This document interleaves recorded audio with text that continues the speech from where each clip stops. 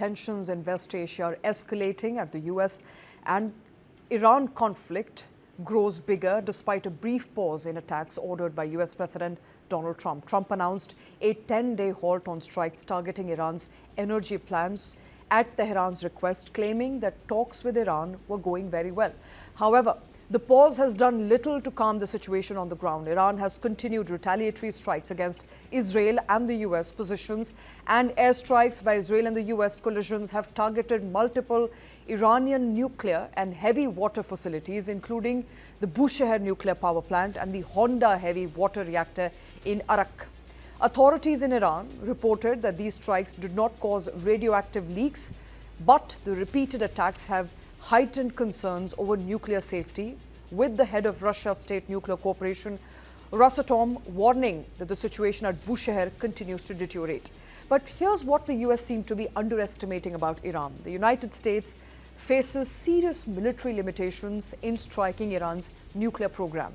At the heart of the challenge are facilities like the Fordo Fuel Enrichment Plant, which is buried 80 to 90 meters deep inside mountains. And this is beyond the reach of most conventional bunker buster bombs, which can only penetrate up to 60 meters deep. Even the U.S. military's most powerful non-nuclear weapon, which is the GBU-57 Massive Ordnance Penetrator, may not fully destroy such deeply fortified states and sites. But the depth is only one part of the problem. Iran's nuclear infrastructure is spread across multiple locations, from enrichment facilities to uranium mines and research centers. This decentralization means even coordinated strikes are unlikely to cripple the entire program. There is no certainty that all nuclear material or facilities are known. Undeclared or hidden sites could allow Iran to still continue its program even after major strikes, which is why most assessments suggest that even sustained U.S. attacks would likely delay Iran's nuclear program but not completely destroy it. Meanwhile, the war's impact on global energy and commodity markets remains severe. Oil prices have surged over $108 a barrel, liquefied natural gas shipments to Asia have spiked, and key food-related commodities based on nitrogen fertilizers have seen dramatic price hikes. Diplomatic efforts continue through indirect talks mediated by Pakistan, Turkey and Egypt, with the U.S. sending a 15-point proposal to Iran outlining demands ranging from nuclear rollback to control of Strait of Hormuz. Tehran has dismissed the proposal as one-sided and unfair, while insisting that negotiations are still ongoing. And despite the brief pause in U.S. strikes, the conflict shows no signs of de-escalation, with both sides continuing military action as well as threats on ground. Analysts warn that the fragile ceasefire optimism could quickly unravel, keeping the region on the edge as global energy security and nuclear risks hang in balance. Joining me on the show is Ambassador Mahesh Sachdev, former Indian diplomat, West Asia expert. Also with us is Major General Rashwini Sivaj, is a defense and geopolitical expert, and Rear Admiral Girish Kumar Garg, a defense expert, is also joining us on the show. Thank you very much, gentlemen, for taking time out. I want to come to you first, Ambassador. Looking at how the situation is unfolding on the ground, sir, Donald Trump first comes out and says the talks with Iran are going very well. I'm going to give them 5 days. And then further says talks are going further well, so I'm going to give them 10 more days. But at the same time, bombardment continues. What are you making of this ceasefire that doesn't seem to be holding on ground?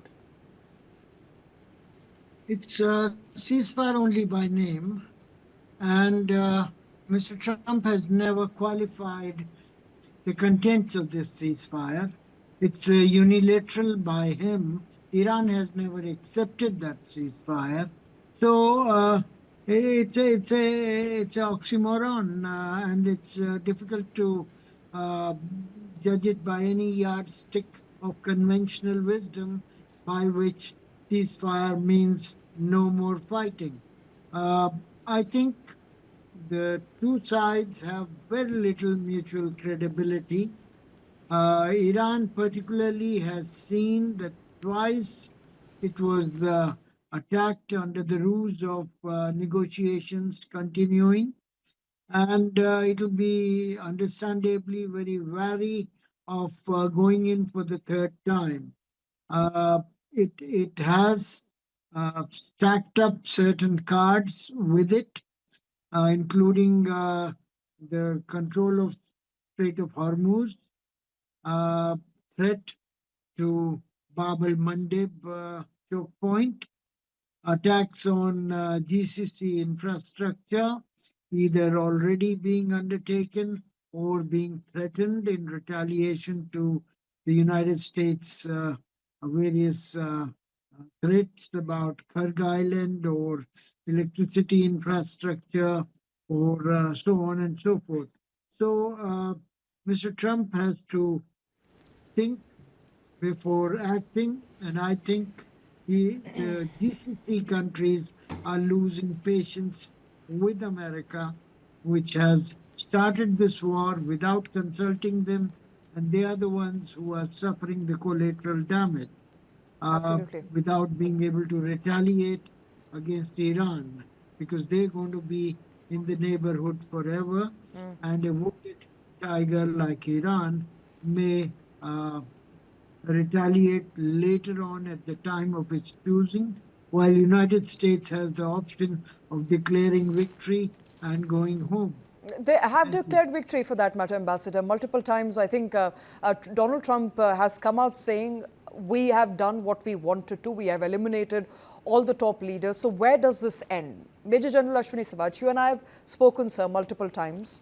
And, you know, every time I've spoken to experts such as yourself, they believed that it will perhaps end in 2 weeks. Then further, perhaps the third week. And now we are sitting at the end of fourth week. The war has entered fifth week. For a mindless, senseless war as this, 5 weeks is far too long, sir. 4 weeks is, far too long. Where do you see this heading from here? Because right now, every person I'm speaking to says the cards are absolutely stacked against the US. Would you agree with that assessment? And how long do you think this is going to last now? Absolutely, Shweta, they don't deny the fact. You know, as far as the U.S. and Israel are concerned, they underestimated the strength of Iran. And in fact, everyone thought if Ayatollah al-Khamenei, the supreme leader, is killed, along with the top 40 military commander and political leader, I suppose the Iran will come to knees and will not able to fight longer. But what they did, they have learnt a lesson from last time June conflict which they had with Israel. They have made a mosaic defense system where they have sort of make a succession plan in 4 phases. And second thing is that they have decentralized their power to the IRGC, and the whole country has been divided to 31 provinces. So Iran is hitting hard and hitting hard with might. So therefore, to say that Iran is losing battle may not be correct, but Iran has also got a beating. If you carry out a SWOT analysis, there is a problem in the term that they do not have that strong air power. They do not have that effective air defense. They have got a small navy. But what the strength is, the missile, rocket, and drones. And they have surprised Iran and captured Diego Garcia. So Iran is now, if Iran remains in the war, remains relevant in the war, that is a victory by itself. Now the problem with the US thought that they will able to win this war in a very short period, and they had their three objectives. None of these objectives has been fulfilled, neither nuclear weapon nor that the proxy nor the missiles. So the point today is Donald Trump is feeling the heat. He knows it. The midterm elections are in November. His popularity is going day by day, and he wants to have an honorable exit. But the problem is, how does he get an honorable exit? Because Israel and America are not on the same page. Absolutely. Israel don't want stop the war. Israel think that Iran is become weak, make it weaker as long as possible.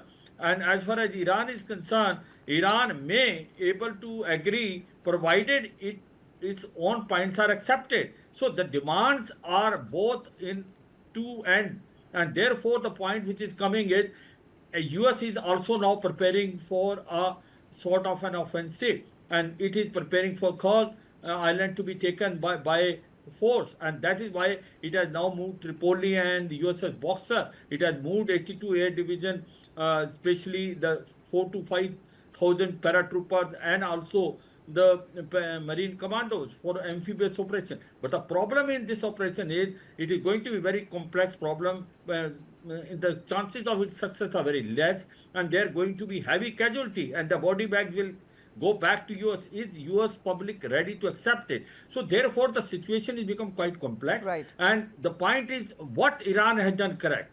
What Iran had done is that it has made this war asymmetric warfare, hybrid warfare. It has converted a military warfare into military economic warfare by blocking Strait of Hormuz and also hitting on those countries which has got a basis of US in Middle East. So the whole situation, if you see it, has become different. Now today, who had the trump card? Possibly Iran is now in a better position. And the another is proxies have also opened the front. Hezbollah from Lebanon, the southern Lebanon, and also Right. Houthi rebel. Today, they have already started firing toward Israel, the southern part of Israel. So overall, you consider it, it may be very difficult to say that the war will be over in another 2-3 weeks. The time will only tell. But Absolutely. this war is a creating problem. Absolutely. It Fuel fertilizers are going. Will be difficult, of course, to predict from the way it's been going. Major General, I think that's the conclusion I've arrived at as a journalist. So would be difficult to put a timeline, but to really assess what's happening on ground. Rear Admiral Girish Kumar is also with us. So I have to ask you, do you believe that perhaps US underestimated Iran? They thought Iran would be as easy a catch as was Venezuela. They did not understand that Iranians are difficult people to defeat, that it's a difficult, topography, geography, and it's going to be an asymmetric warfare. And in case of ground troops, trying to get into Kurg, it may just become a guerrilla warfare as well. So was it underestimation from the beginning that perhaps has led to the elongation of the war? I think, Shweta, you're right. I think they underestimated Iran's capability and topography and geography. And, somehow I feel that the US and Israeli intelligence was not very updated on the targets or the facilities in Iran. Just to give you an example, they bombed the school, a girls' school in the initial days. And then in the analysis, it came out that that facility in 2013 used to be a military facility. In 2013, we are talking 13 years ago. And in 2014, it was operating as a school from 2014 onwards. But probably in the intelligence database, that was still showing as a military target, and that's why it was attacked. So somewhere I feel that, enough, surprisingly, enough intelligence homework was not done. And I think same thing applies to the nuclear facilities and the ballistic missile facilities.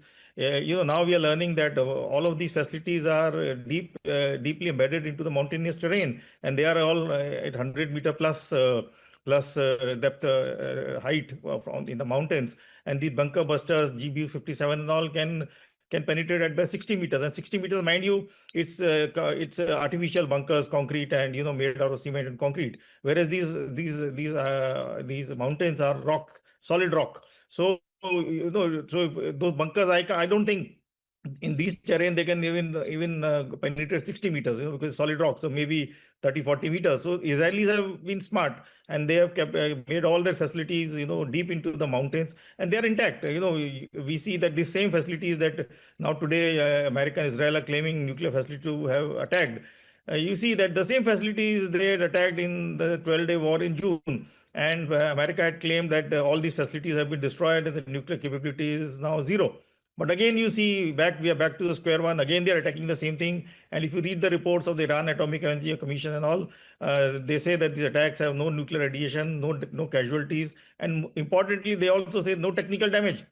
What does it mean? That means, all these facilities are intact. They are just bombarding, America is bombarding without any consequence. I must tell you that this area, you heard of this area called Yats, where one of the nuclear plants are attacked. That's a highly mountainous region. It not only accommodates the nuclear facilities, also has ballistic missile facilities. Right. These ballistic missile facilities have been attacked number of times by GBU-57s. But you see, Iran is still firing ballistic missiles from the same facility. So that means, it was grossly underestimated. And, there may be many such facilities where America has no solution to take them out. The best weapon they have is GB-57, and in my opinion, that has proved to be ineffective. So yes, they have grossly underestimated, and now they are paying the price for it. Ambassador Mahesh Sachdev, one of the understanding on ground is that while this war from the beginning was perhaps unclear, the US kept shifting the goalpost. Today, it's become all the more clear. All they want is that Iran should lift its sanction on Strait of Hormuz. Would it be right to say that that's where, the conversations around this war should be centered, the Strait of Hormuz? And Iran has been diplomatically very aware to leverage all that it could by the way of resources, as well as ensuring that it builds more pressure on countries around the world by the way of that chokehold. You're right, Shweta, but I would also like to bring in another factor.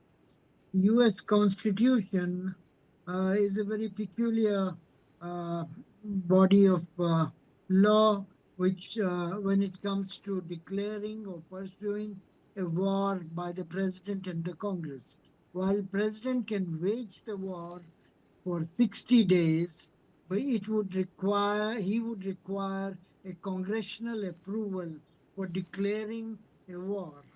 Now, out of 60 days, we are, as you yourself mentioned, we are in the fifth week.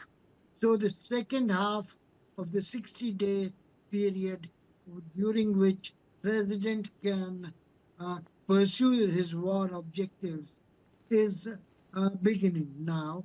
And by the time 28th of April comes, he would either need to have a congressional approval for the war, or he would have to stop his actions on the ground.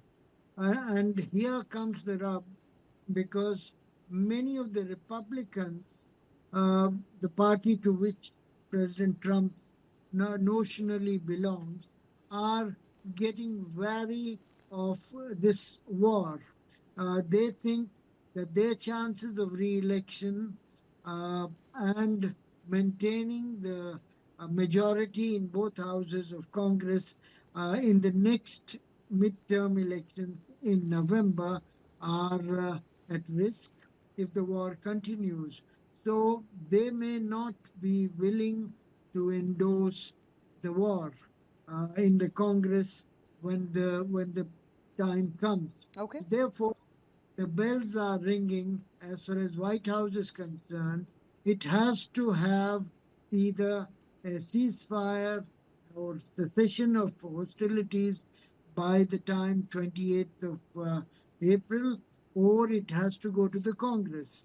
Now that limits Mr. Trump's flexibility a lot, and Iran knows it, and therefore it can sit pretty on Strait of Hormuz. Also mentioned Bab al-Mandeb, that Houthis have suddenly become alarmistic about.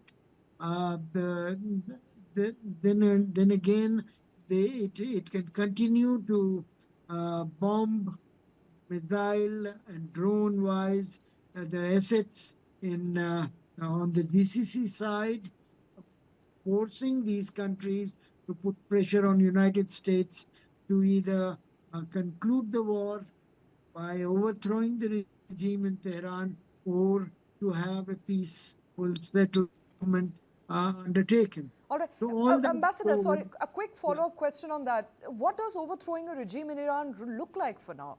Because come to think of it, there are multiple heads operating, although Mojtaba Khamenei is the Ayatollah. But from the looks of it, now that multiple topmen have been eliminated, it looks like a very decentralized leadership. that is already has been mentioned multiple times. I don't want to revisit it, but I would also like to take the issue here that United States and Israel and their cronies have not come up with an alternative regime. Right.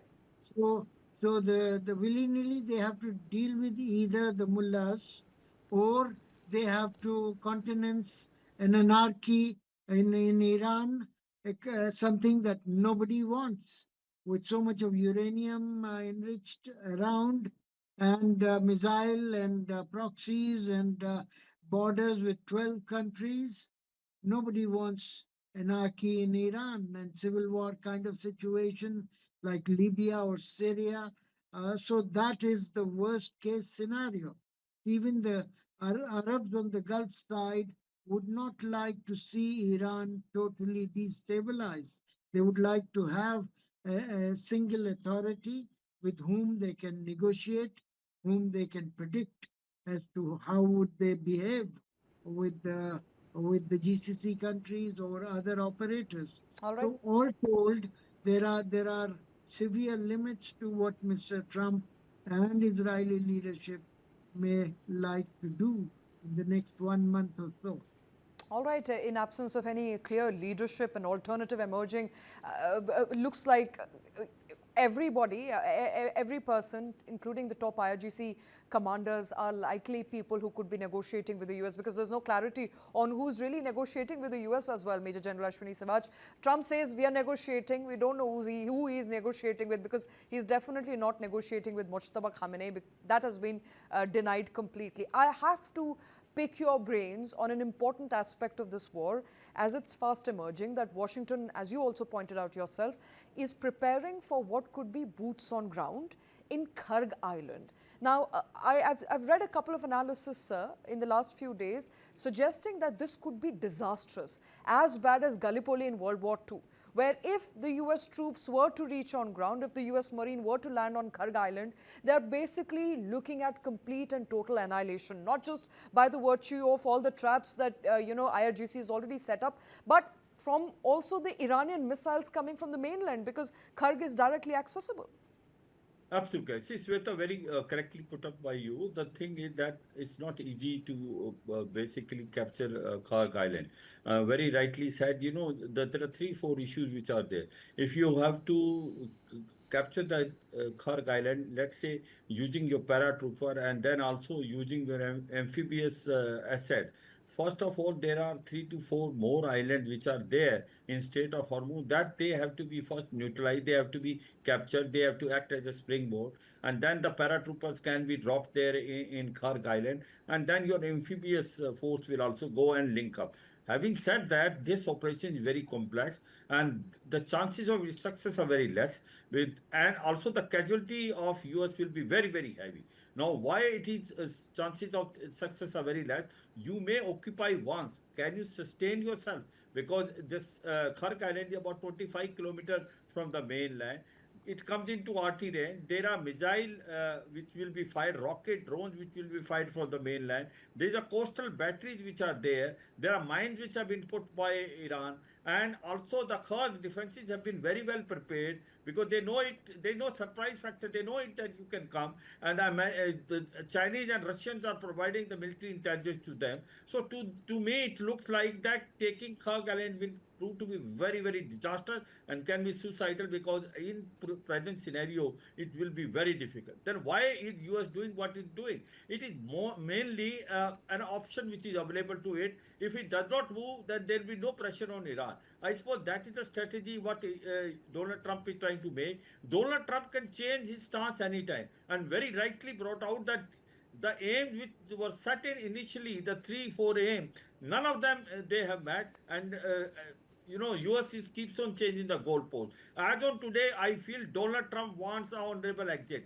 where he can claim that he's victorious and he Right. want to come out of it. Why, whether he'll get it or not, that's the main issue. Because today Iran is feeling much more bold, much more assertive, and we feel that if it comes on a negotiating table, they will have a far more better association before what they used to have earlier. Israel is playing a game wherein it wants this war to go on. The another point, Saudi and UAE, everyone is thinking that they want the war to stop, but there are also reliable sources, people telling that Saudi and UAE is also pressurizing US to keep this war on so that Iran become much weaker than what it is now. Now that's very strange, but it is also possible. So the point is, all actors and characters which are there, they are operating in their own national interest. And with this Houthi rebel, which now becoming very, very assertive in Red Sea, and also the Hezbollah coming very assertive in Lebanon, that has also added another pressure. So I feel that the war is not going to end soon, and if it has to end soon, some sort of diplomacy has to play on. And rightly what you said, who is the leader today in Iran? After Ayatollah Al Khamenei, it is Mustafa Khamenei, but where is he? So therefore, the point is, as on today, no one knows whom do you talk. And The elements which have now taken over Iran is more radical than which was whom they have relieved. Absolutely. Whether it is Mustafa Khamenei, to me it looks there are three leaders which they can home on. One is the president who is the moderator, Masoud Pezeshkian. Then is their speaker, which is their Galif, and also their spokesperson, the foreign minister, who is there is Abbas Aragachi. These are the three faces which are possibly a moderate. The US can depend on them, but otherwise the IRGC has become more radical and the whole country is standing together. Whatever we were thinking initially that the people have come into the street, they were unhappy with the misgovernance, corruption, inflation. I think that is now gone back. Now the whole Iran is standing behind the government of the day, and they are fighting together. So therefore the whole scenario has changed. No, that's why we are saying, will this war end soon? This war, if it has to end soon, it has to be give and take by US also as well as Iran. Then only it can end soon. And the point which is there is Pakistan has been now selected a possibly a place. I don't think Pakistan can play a mediator. They are more of a messenger. And where is the relationship between Pakistan and Israel? Israel is also partner in this game. So therefore, once Israel not been recognized by Pakistan, Israel will never come there. So where is the question of having a sort of mediation in Pakistan? One does not know how things will unfold, but as on today, things looks to be very complex, and the whole world is on the game that they want this war to finish because it is affecting the economy of the whole world. Absolutely. A rather complex war, Rear Admiral, a very complex war with multiple factors coming into play, with multiple fronts currently acting against each other. But the Gulf, as well as the larger world, wants peace. It wants peace and it wants global stability.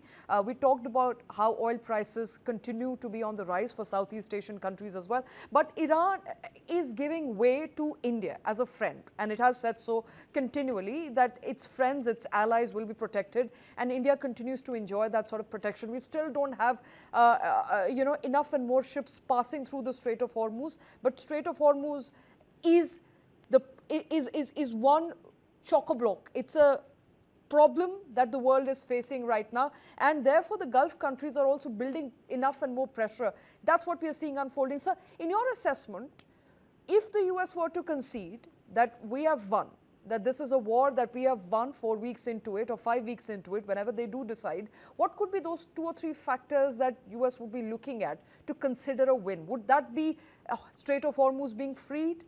Because they've already killed, Ayatollah, and that wasn't enough. What would be that one crucial win that will make the US perhaps hold back? Shweta, in my opinion, America and Israel have tried everything that they were thinking of or what they could conceive. And yet it has made no difference to the war or to Iran's responses. The Strait of Hormuz remains closed effectively at the mercy of Iran. So, I think as we saw in the 12-day war in June, that unilaterally, America declared that they've achieved all their aims, and they stopped they withdrew from the war. Although Israel was not very happy. Israel, if you see, wanted the 12-day war to continue further, but President Trump decided that's the end of it, and he declared it. I think a similar situation will play this time around also, wherein you will see that President Trump will one day finally announce that we achieved all the aims. We have destroyed the nuclear facilities. We have destroyed their navy. We have destroyed the ballistic missile program. We have incapacitated the top leadership, and the world is much safer place because of us. The Gulf is a much safer place because of us. And since we achieved all our aims, we bring an end to it. And that's the only exit, the honorable way of exit that I see feasible for Trump at this moment. Whether it happens in a week's time or 2 weeks' time or 3 weeks' time is a matter of time. But that is how I see this war ending. And Iran will not budge. Iran will keep creating these nuisance values. Also, please remember that they are fighting, incessantly and firing missiles, defensive, offensive, interceptors. And now they run out of stock. They are completely, Israel and U.S. are now completely run out of stock. And they can't sustain this war for another more than 2 weeks. So, that is another limiting factor which will be weighing very heavily in the minds of President Trump, that neither will he have defensive capabilities, interceptors against all those things that Iran is throwing at them, nor will they have enough offensive capability left, missiles left to attack and destroy Iran. So they will find their hands tied, and sooner or later, under pressure, President Trump will have to take a call, and this is the way I think it will end.